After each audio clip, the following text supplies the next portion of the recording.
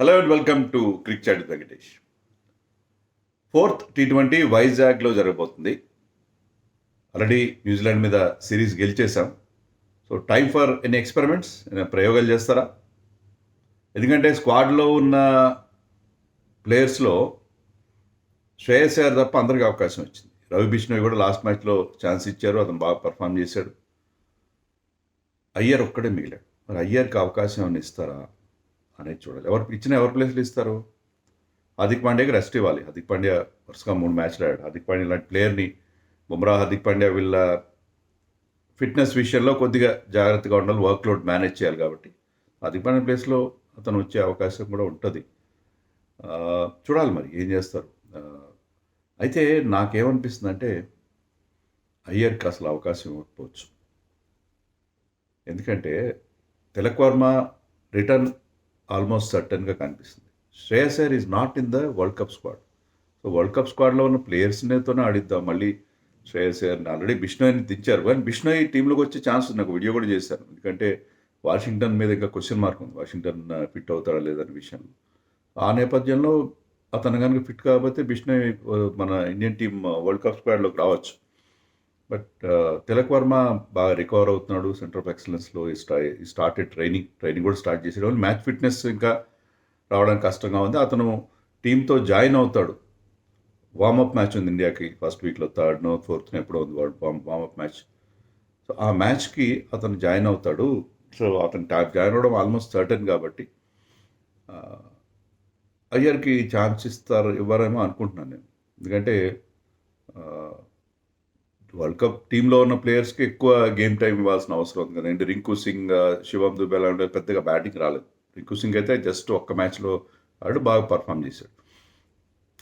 So వాళ్ళకి chance ఇవ్వాలి అనే ఉంటుంది తప్ప టీంలో లేని ప్లేయర్కి ఎందుకు ఇస్తారు? అక్షర్ పటేల్ అయితే టీంలోకి వస్తాడు. అక్షర్ పటేల్ నిన్న వైజాగ్లో చాలాసేపు బౌలింగ్ చేశాడు, బ్యాటింగ్ చేశాడు. లాంగ్ స్టింట్ అతను చేశాడు. అంటే అతను ఫింగర్ ఇంజరీ నుంచి రికవర్ అయినట్టుగా ఉన్నాడు. అతను టీంలోకి ఖచ్చితంగా వస్తాడు. మరి ఎవరి ప్లేస్లో వస్తాడు? హార్దిక్ పాండ్యా ప్లేస్లోనే అక్షర్ని తీసుకుంటారా?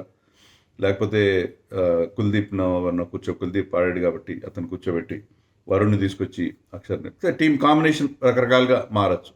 బిష్ణు అయితే మరొక మ్యాచ్ వచ్చే అవకాశం ఉంది. బిష్ణుని జస్ట్ రెడీ పెట్టడం కోసం అతను ఆడించారు. Bishnoi I think might not play here. మళ్ళీ లాస్ట్ మ్యాచ్లో అతనికి ఛాన్స్ వచ్చే పరిస్థితి ఉండొచ్చు. సో అక్షర్ అయితే టీంలోకి ఖచ్చితంగా వస్తాడు. ఆ మార్పు అయితే ఉంటుంది. మరి సర్పంచ్ వస్తాడా అనేది నాకైతే డౌటే. I don't think. Focus will be on Sanju Samson. ఎందుకంటే సిరీస్లో 3 మ్యాచ్లు ఆడితే దాంట్లో 16 రన్స్ మాత్రమే చేశాడు, including 1 duck out the last match. Received some good balls. అదిగాక ఇంగ్లాండ్ వాళ్ళు ఏం చేశారు, ఒక సిరీస్ మొత్తం 1 year బ్యాక్ అతనికి షార్ట్ బాల్ వేసి మంచి ఫాస్టిష్ షార్ట్ బాల్స్ వేసి అతన్ని ఇబ్బంది పెట్టారు. అదొకటి. అలా అప్పుడు అవుట్ అయ్యాడు. ఈసారి ప్యాటర్న్ ఏంటంటే అతనికి ఆఫ్ సైడ్లో రూమ్ ఇవ్వకుండా, ఏమాత్రం ఆఫ్ సైడ్లో ఓపెన్ అతనికి హ్యాండ్స్ ఫ్రీ చేసుకునే అవకాశం ఇవ్వకుండా లెగ్ అండ్ మిడిల్ లైన్లో మెయింటైన్ చేస్తూ అతన్ని క్రాంప్ చేసే ప్రయత్నం చేస్తా New Zealand. They came up with a very good strategy. So రకరకాల వెర్షన్స్ వస్తున్నాయి. సంజు శాంసన్ ఏం చేయాలి, అతను బ్యాట్ స్పీడ్ మార్చుకోవాలని చెప్పి WV Raman, who was coach for our women's team, I know his ability. అతను బాగా అసెస్ చేస్తాడు ప్లేయర్స్ టెక్నికల్ ల్యాబ్స్. రామన్ ఏమంటాడంటే Sanju same bat speed use చేస్తున్నాడు అగేన్స్ట్ ఆల్ బౌలర్స్. వాళ్ళు ఫాస్ట్ బౌలర్స్ అయినా, స్పిన్నర్స్ అయినా, కాస్త ఎక్కువ స్పీడ్ వేసేవాళ్ళు, తక్కువ స్పీడ్ వేసి ఫాస్ట్ బౌలర్స్కైనా బ్యాట్ స్పీడ్ అడ్జస్ట్ చేసుకోవాలి అకార్డింగ్ టు ద బౌలర్ అనేది అతని అసెస్మెంట్. ఇలా రకరకాలుగా వెర్షన్స్ వస్తున్నాయి. సంజు హై టైం, ఎందుకంటే అతనికి వరల్డ్ కప్ ముందు సడన్గా అతను ఓపెనింగ్ ఇచ్చారు, ప్రెషర్ ఉంది.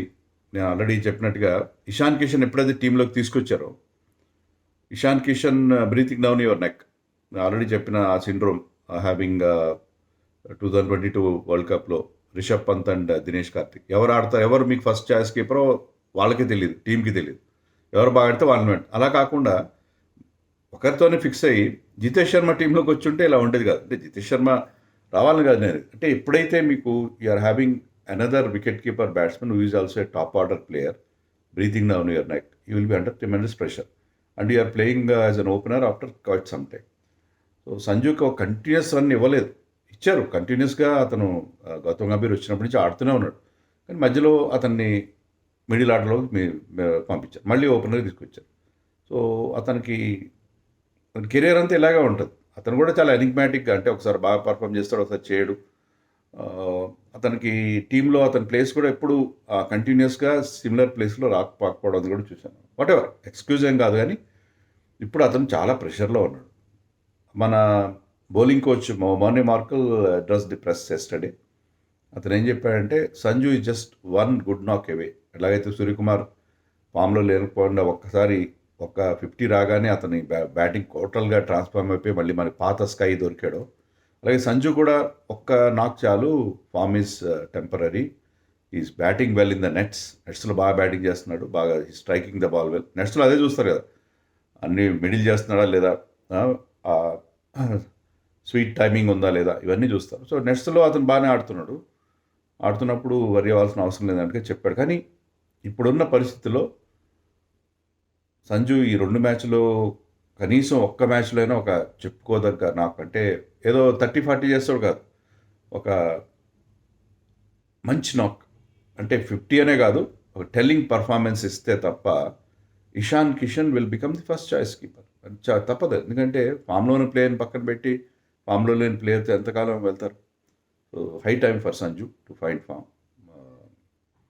ఈ 2 మ్యాచ్లు అవకాశం. లాస్ట్ మ్యాచ్ అతని హోమ్ గ్రౌండ్ తిరువనంతపురంలో జరుగుతుంది కాబట్టి అది అతనికి అడ్వాంటేజ్. ఈ 2 మ్యాచ్లు మరి Vizag is city of destiny అంటారు కదా, ఒక వికెట్ కీపర్కి లైఫ్ ఇచ్చిన సిటీ వైజాగ్, మరి మరో వికెట్ కీపర్ బ్యాట్స్మెన్కి లైఫ్ ఇస్తుందా వైజాగ్, చూడాలి. ఇక్కడ షైన్ అయ్యి వరల్డ్ కప్లో కూడా షైన్ అయితే మళ్ళీ ధోని కేసులో లాగానే సంజు కేసులో కూడా వైజాగ్ సిటీ ఆఫ్ డెస్టినీ అతనికి లైఫ్ ఇచ్చినట్టుగా అవుతుంది, చూడాలి. సో చాలా క్రూషియల్ మ్యాచ్ ఫర్ సంజు, దాంట్లో ఎలాంటి సందేహం లేదు.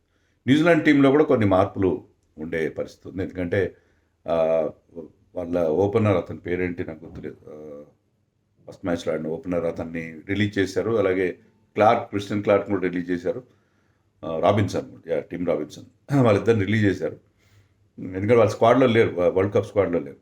సో జిమ్మీ నీషమ్ టీంలోకి వస్తాడు, ఫర్గ్యూసన్ టీంలోకి వస్తాడు. ఫర్గ్యూసన్కి ఇండియాలో లోకి ఫర్గ్యూసన్ వాళ్ళంతా ఐపీఎల్ ఎక్స్పీరియన్స్ ఉంది and has got wonderful pace. So injury నుంచి రికవర్ అవుతున్నారు వాళ్ళిద్దరు. సో వాళ్ళిద్దరు టీంలోకి వస్తారు. నిషమ్ రావడంతో ఏంటంటే బ్యాటింగ్ మరింత స్ట్రెంగ్తన్ అవుతుంది, బౌలింగ్లో కూడా ఈ can offer you couple of overs, అతని స్లోయర్ వన్స్ బాగుంటాయి. సో వాళ్ళిద్దరు టీంలోకి వచ్చే అవకాశం ఉంది. ఫిన్ అలెన్ బిగ్ బ్యాష్ అయిపోయింది, బట్ అతను వచ్చి టీంలో చేరడానికి లాస్ట్ తిరువనంతపురం T20కే వస్తాడు అతను. సో అతను వస్తే అతని లెవెల్ వేరే ఉంటుంది. ఈజ్ ఆల్సో బిగ్ హిటర్, మంచి ఫామ్లో ఉన్న ప్లేయర్. సో అది పరిస్థితి టీమ్స్ సంబంధించి. అండ్ వైజాగ్లో ఎప్పుడు హై స్కోరింగ్, వైజాగ్లో నాకు మ్యాచ్లు రెగ్యులర్గా అవుతున్నాయి, కానీ T20 అయ్యి 2023లో అయిందంట, మన వరల్డ్ కప్ తర్వాత, వన్డే వరల్డ్ కప్ తర్వాత చాలా గ్యాప్ తర్వాత వైజాగ్లో మళ్ళీ T20 మ్యాచ్ జరగబోతుంది, men's T20. So Vizag is always bin high scoring venue. కానీ ఒక్కసారి అంటే వైజాగ్లో కూడా కొన్నిసార్లు అంటే కండిషన్స్ని బట్టి బాల్ బాగా స్వింగ్ అవ్వడం అనేది జరుగుతుంది, కొన్నిసార్లు లో స్కోరింగ్ అనే సందర్భాలు కూడా ఉన్నాయి.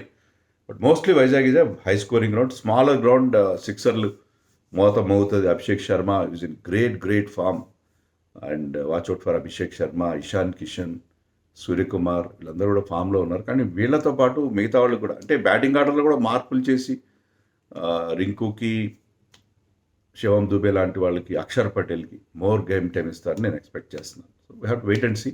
ఇది ఆల్రెడీ సిరీస్ గెలిచారు, ప్రయోగాలు చేసే అవకాశం ఉంటుంది. బట్ ప్రయోగాల కంటే కూడా మెయిన్గా అందరికీ గేమ్ టైం ఇవ్వడం, వరల్డ్ కప్ ముందు అందరూ బ్యాటిల్ రెడీ పెట్టడం అనేది అవసరం కదా.